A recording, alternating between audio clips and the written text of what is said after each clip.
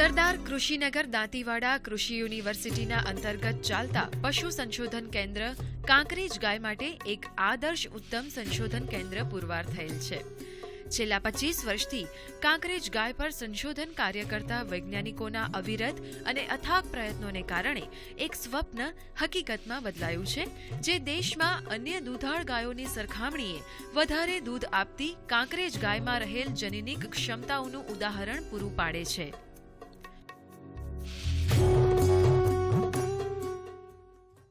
ગુજરાતની અંદર કાંકરેજ અને ગીર ગાયોની ઓલાદ અને મહેસાણી, સુરતી, જાફરાબાદી અને બન્ની આ ભેંસોની ઓલાદો છે. ગુજરાત એ ઉષ્ણકટિબંધમાં આવેલો વિસ્તાર છે, ખાસ કરીને ઉત્તર ગુજરાત, અને એની અંદર ગરમીના વાતાવરણમાં ટકી શકે, રોગ પ્રતિકારક શક્તિ જેનામાં સારી હોય અને ઓછામાં ઓછા ખર્ચે અથવા તો મધ્યમ ખર્ચે સારામાં સારું ઉત્પાદન આપી શકે તેવા જાનવરોની પસંદગી આપણા વર્ષો પહેલાં પૂર્વજોએ કરી અને એમાંથી આ કાંકરેજ ગાયનું નિર્માણ થયું છે. ઉત્તર ગુજરાતના ખાસ કરીને કચ્છ વિસ્તારની અંદર સરસ્વતી અને બનાસ નદીના મધ્ય ભાગ પટમાં વિસ્તારમાં આ ગાયનું ઉદ્ગમ સ્થાન છે. બનાસકાંઠા જિલ્લાનો કાંકરેજ તાલુકા ઉપરથી આ કાંકરેજ ગાયનું નામ પડ્યું છે. રાધનપુર વિસ્તારમાં આ ગાયને વઢિયાર પણ કહેવામાં આવે છે અને કચ્છની અંદર વાગડિયા કોમના લોકો આ ગાયનું સંવર્ધન કરતા હોવાથી તેને વાગડ અથવા તો વાગડિયા પણ કહેવામાં આવે છે. એટલે આ ગાયનું સંવર્ધન ખાસ કરીને ઉષ્ણકટિબંધની અંદર ગરમીમાં ટકી શકે તેવી, ઓછામાં ઓછા ખર્ચે ઓછામાં ઓછું ઘાસ ખાઈને વધુમાં વધુ સારું ઉત્પાદન આપી શકે, સારામાં સારા બળદ ખેતી કામ માટે અને ભાર વહન માટે આપી શકે તેના માટે થઈને ખાસ કરીને આ ગાયની ઉત્પત્તિ થઈ છે. એટલા માટે હજુ સુધી આ ગાયને દૂધ ઉત્પાદન માટે એનું સંવર્ધન કરવામાં આવેલું ન હોવાથી એ દૂધ ઓછું આપે અને સારામાં સારા બળદ આપે છે. એનો જ્યારે ઇતિહાસ જોઈએ છે ત્યારે મોહનજો-દડોની સંસ્કૃતિમાં પણ કાંકરેજ ગાયના જે છે તે જોવા મળે છે, ચિહ્નો જોવા મળે છે. એટલે જૂના કાળની અંદર પણ વૈદિક સંસ્કૃતિમાં પણ કૃષ્ણ અને રામના વખતમાં પણ આ ગાય આપણને જોવા મળે છે. એટલે અને જૂના કાળના રાજાઓ પણ ગૌ બ્રાહ્મણ પ્રતિપાળ કહેવામાં આવતા હતા અને ગાયોના રક્ષણ માટે પોતાનું બલિદાન આપવાવાળા વીર પુરુષો પણ આપણા ઇતિહાસમાં જોવા મળે છે. એટલે ગાયનું જે ઉદ્ગમ સ્થાન છે એ માણસ જાતિ સાથે ઉદ્ગમ થયેલું જોવા મળે છે અને માણસનું પાલન પોષણ કર્યું હોય ગાયે એવું આપણો ભારતીય ઇતિહાસ આપણને કહે છે. અને ખાસ કરીને એનું સંવર્ધન આ ઉત્તર ગુજરાતના પશુપાલકોએ ગરમીની અંદર રક્ષણ ટકી શકે તેવી ગાય અને ખાસ કરીને ભાર વહન ક્ષમતા એની સારામાં સારી રહી શકે તે માટે કરેલું હોવાથી અત્યારે એની ઉત્પાદન ક્ષમતા ભલે ઓછી જણાય છે આપણને, પણ આ કેન્દ્રના જે પ્રયત્નો છે એ પ્રયત્નો દ્વારા આપણે સાબિત કર્યું છે કે એની અંદર દૂધ ઉત્પાદન ક્ષમતા પણ રહેલી છે. જ્યારે કાંકરેજ ગાયના શારીરિક લક્ષણોની વાત કરવાની હોય તો એનો ભરાવદાર શરીર, મધ્યમ અને ભારે શરીર, તેનો ટૂંકું ચપટું ચહેરો, પહોળું અને રકાબી આકારનું કપાળ, ઉપરના ભાગ સુધી નીચેના ભાગ સુધી ચામડીથી ઢંકાયેલા બંને બાજુ સરખા અર્ધચંદ્રાકાર શિંગડા, ભૂખરો અને સફેદ રંગ, લાંબા અને મજબૂત પગ અને મજબૂત ખરીઓ અને વિકસિત થયેલી એની ખૂંદ અને એનું ડ્યુલેપ એટલે ધાબળી, ગોદડી જેને કહીએ આપણે, એ વિકસિત ગોદડી આ કાંકરેજ ગાયના મુખ્ય શારીરિક લક્ષણો છે, જેના ઉપરથી તમે કોઈ પણ ગાયોના ટોળામાં કાંકરેજ ગાયને સહેલાઈથી ઓળખી શકો છો. જ્યારે ગાયના શારીરિક લક્ષણો જોયા પછી એના આર્થિક લક્ષણો જોઈએ તો એનામાં દૂધ ઉત્પાદન ક્ષમતા પણ રહેલી છે. પણ મેં અગાઉ કહ્યું તેમ શરૂઆતના તબક્કામાં ગાયને માત્ર ને માત્ર ખેતીના કામ માટે અને ભાર વહન ક્ષમતા માટે એનો ઉપયોગ કરતા હતા અને એનું સંવર્ધન કરતા હતા. એટલે એની દૂધ ઉત્પાદન ક્ષમતા શરૂઆતમાં ઓછી હતી. એટલે એ શરૂઆતના તબક્કામાં ગાયની ઉત્પાદન ક્ષમતા ઓછી હતી, પરંતુ હવે જ્યારે એને દૂધ ઉત્પાદન માટે આપણે એને પાળવાની શરૂઆત કરી છે આ કેન્દ્રની અંદર, ત્યારે હું તમને કહું કે 1978ની સાલમાં આ ગાયની જ્યારે અમે અહીંયા પાળવાની શરૂઆત કરી અને કેન્દ્રની શરૂઆત કરી ત્યારે જે 50 ગાયો અમે ખેડૂતો પાસેથી ખરીદી લાવ્યા હતા એની ઉત્પાદન ક્ષમતા વેતરની સરેરાશ 977 લીટર હતી પ્રતિ વેતર. એ આજે અમે સંવર્ધન કરતા વૈજ્ઞાનિક પદ્ધતિ એનો ઉછેર કરતા આજે 2655 લીટર દૂધ પ્રતિ વેતર આપતી કાંકરેજ ગાય અમારા ફાર્મની અંદર સરેરાશ છે. અને જે વધુમાં વધુ દૂધ ઉત્પાદન આપે છે તે લગભગ 3000, 3500, ઇવન 4000 અને 5000 લીટર સુધી, કે જે શંકર ગાયો પણ ન આપે એટલું ઉત્પાદન આપતી, વધારે દૂધ ઉત્પાદન આપતી ગાયો અમારી પાસે છે. એટલે દૂધ ઉત્પાદન ક્ષમતા ગાયમાં છે.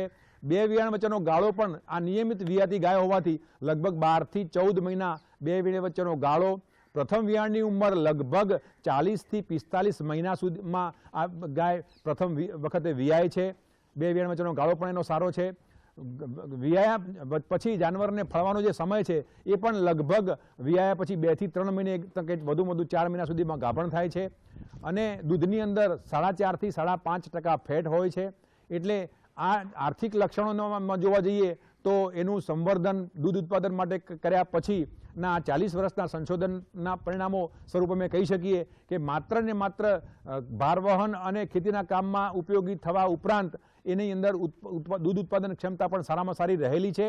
એટલે હવે આજે જે દ્વિઅર્થી ઓલાદ તરીકે ગાયને પાળવામાં આવતી હતી અને એના કારણે જ આજે ભારતની અંદર સૌથી વધુ લગભગ 39 લાખ કાંકરેજ ગાયો આ દેશમાં છે અને સૌથી વધુ ગુજરાતમાં છે. પરંતુ સૌથી વધારે સંખ્યા હોવાનું કારણ કે એ બંને રીતે ઉપયોગી છે. મધ્યમ દૂધ પણ આપે છે અને સારામાં સારા બળદ પણ આપે છે. એટલે એની ઉત્પાદન ક્ષમતા પણ ખૂબ સારી હોવાના કારણે હવે આજે પશુપાલકો એને દુધાળ ગાય તરીકે પણ પાળવા લાગ્યા છે. અને અમે તો એને દુધાળ ગાય તરીકે પ્રસ્થાપિત કરી જ છે આ સંશોધન કેન્દ્રમાં. એટલે હવે દૂધ આપતી ગાયોમાં પણ એની ગણના થવા લાગી છે.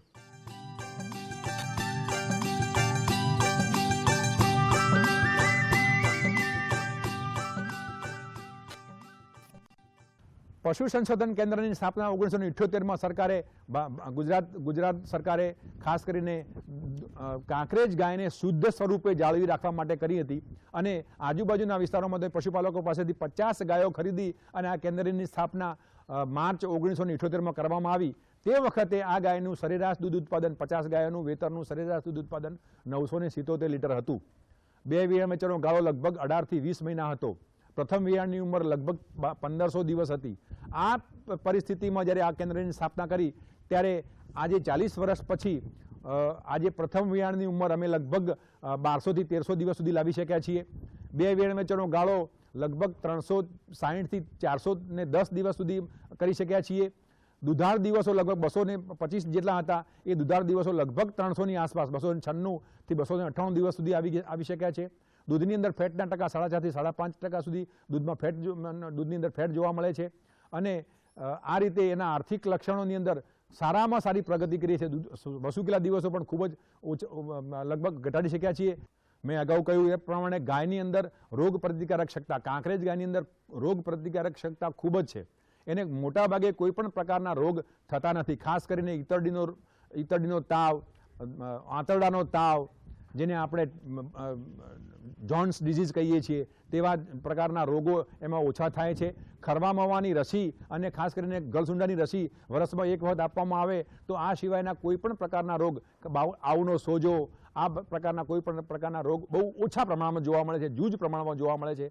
એટલે રોગ પ્રતિકારક શક્તિ ગાયમાં ખૂબ સારી છે. તમામ પ્રકારના રોગો સામે એ પ્રતિકારક શક્તિ ધરાવે છે. એની સાથે સાથે ગરમીમાં ટકી રહેવાની શક્તિ ખૂબ સારી છે આ ગાયની અંદર.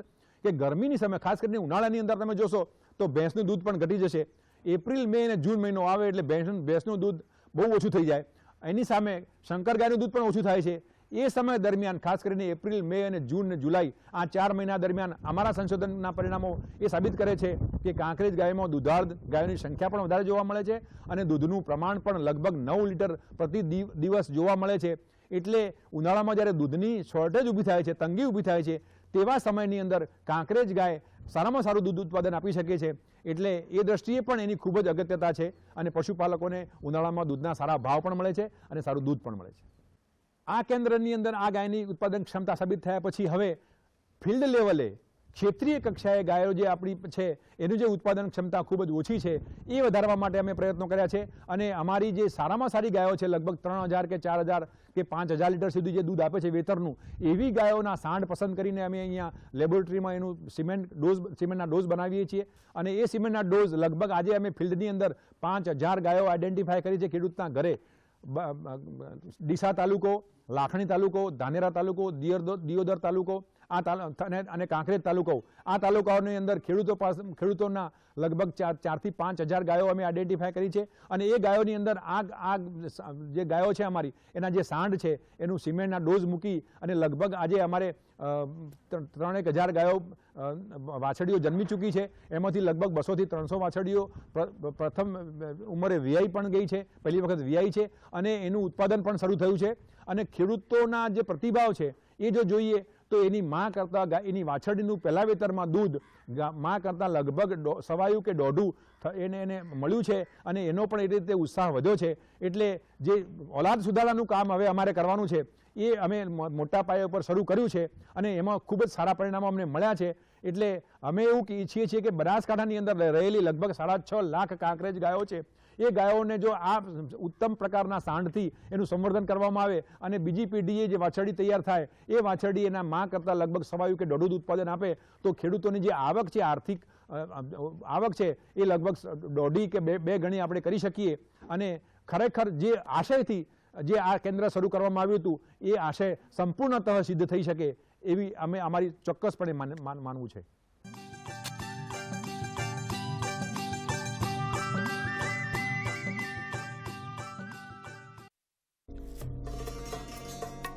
પશુઓને બારે માસ લીલો ઘાસચારો મળી રહે તે હેતુસર આ સંશોધન કેન્દ્રમાં ઘાસચારાની જાતો વિકસાવવામાં આવી છે, જેને આધુનિક વૈજ્ઞાનિક ધોરણે હાર્વેસ્ટિંગ મશીન દ્વારા ઉગેલો ઘાસચારો ખેતરમાંથી ઉપાડવામાં આવે છે.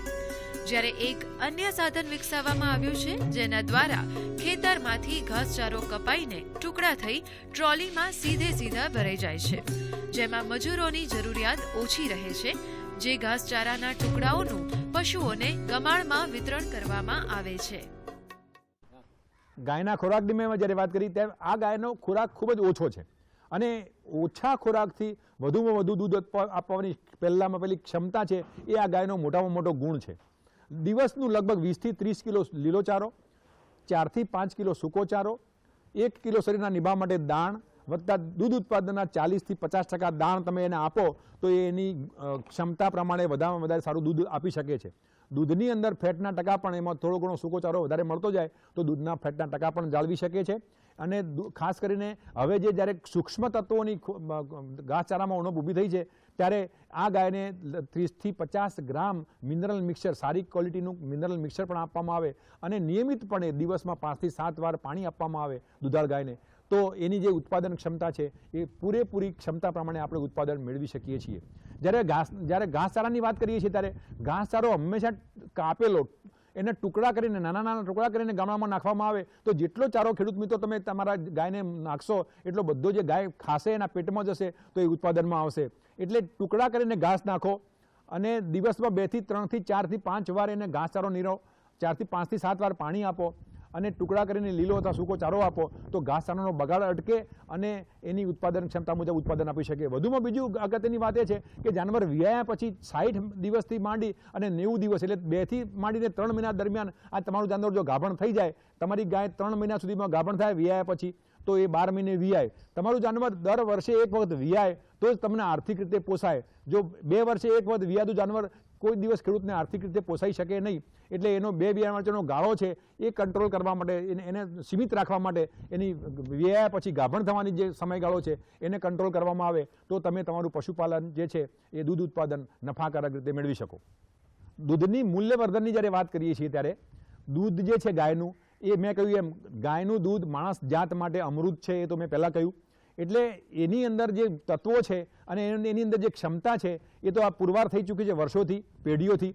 હવે એની અંદર સાથે સાથે ગાયના દૂધની સાથે સાથે એના છાણ અને મૂત્રનો પણ કાર્યક્ષમ ઉપયોગ કરવામાં આવે તો ગાયની જે છે મૂલ્યવર્ધન વધારેમાં સારામાં સારું થઈ શકે. એટલા માટે અમે અહીંયા જીવામૃત છે, વર્મી કમ્પોસ્ટ છે, છાણિયું ખાતર સારામાં સારું માઇક્રોબ્સથી એનું કવાણ કરીને સારામાં સારું ખાતર બનાવીએ. અને ખાસ કરીને આમ જીવામૃત અને જે સજીવ ખેતીમાં જે ખૂબ જ અગત્યની વસ્તુ છે એ જીવામૃત અને વર્મી કમ્પોસ્ટ પણ જો બનાવવામાં આવે તો ગાયના છાણ અને મૂત્રનો પૂરેપૂરો ઉપયોગ કરીને આપણે એની ગાયની જે ઉત્પાદન ક્ષમતા છે દૂધની સાથે સાથે આ બધા જ ઉપયોગ કરી અને ગાયની આપણે સારામાં સારી આર્થિક રીતે એનો લાભ મેળવી શકીએ અને ગાયને ખૂબ સારી રીતે પાળી શકીએ. કાંકરેજ ગાય ગુજરાતનું ગૌરવ એ સાચા અર્થમાં સાબિત થઈ ચૂક્યું છે. કારણ કે કાંકરેજ ગાય વર્ષો પહેલાં પશુપાલકોએ એના ભાર વહન ક્ષમતા અને ખેતીના કાર્ય માટે એને નિભાવતા હતા. આજે અમે 40 વર્ષોમાં એને દૂધ ઉત્પાદન ક્ષમતા પણ સાબિત કરી છે. એટલે દૂધ પણ એક દુધાળો ઓલાદો, ગાયોની જે દુધાળો ઓલાદો છે ગીર અને શાહીવાલ, એટલું દૂધ પણ આપે છે અને સારામાં સારા બળદ આપે છે. સવાઈ ચાલથી કાંકરેજનો જે બળદ છે એ આખા વિશ્વમાં પ્રખ્યાત છે. એટલે બીજી અગત્યની વસ્તુ એ છે કે ગાયની અંદર, દેશી ગાયની અંદર, કાંકરેજ ગાય અને ગીર ગાયની અંદર પણ જે દૂધ છે એમાં A2 પ્રકારનું જે પ્રોટીન છે એ માણસ જાતને ડાયાબિટીસ અને કેન્સર જેવા રોગમાંથી મુક્ત રાખે છે. એટલે આ બધી જ વાતોની સમગ્રતાએ ચર્ચા કરીએ તો એની ઉત્પાદન ક્ષમતા 777 લીટરમાંથી લગભગ 4000 થી 5000 લીટર સુધી એની દૂધ ઉત્પાદન ક્ષમતા વેતર દીઠ, અને એની રોગ પ્રતિકારક શક્તિ, દૂધમાં રહેલી રોગ પ્રતિકારક શક્તિ જે માણસ જાતને રોગોથી બચાવે છે, અને ઉષ્ણકટિબંધમાં ગરમીમાં ટકી રહેવાની શક્તિ, આ બધી વાતોને સમગ્રતા જોવામાં આવે તો ઉત્તર ગુજરાત અને ગુજરાત માટે આ કાંકરેજ ગાય એ એક જીવાદોરી સમાન છે. એટલે સાચા અર્થમાં એ આપણું ગૌરવ છે એમ કહેવામાં કોઈ પણ જાતની અતિશયોક્તિ નથી. આમ કાંકરેજ ગાય તેના શારીરિક તેમજ આર્થિક લક્ષણો, તેની રોગ પ્રતિકારક શક્તિ, વિષમ પરિસ્થિતિમાં ટકી રહેવાની ક્ષમતા, ગરમી સામે પ્રતિકારકતા, ખોરાકની ઓછી જરૂરિયાતને કારણે ઘાસચારાને દૂધમાં રૂપાંતરિત કરવાની ક્ષમતા વગેરેને કારણે કાંકરેજ ગાય દેશના સૂકા અને અર્ધસૂકા વિસ્તારના ખેડૂતો અને પશુપાલકો માટે સાચા અર્થમાં કામધેનુ પુરવાર થઈ છે.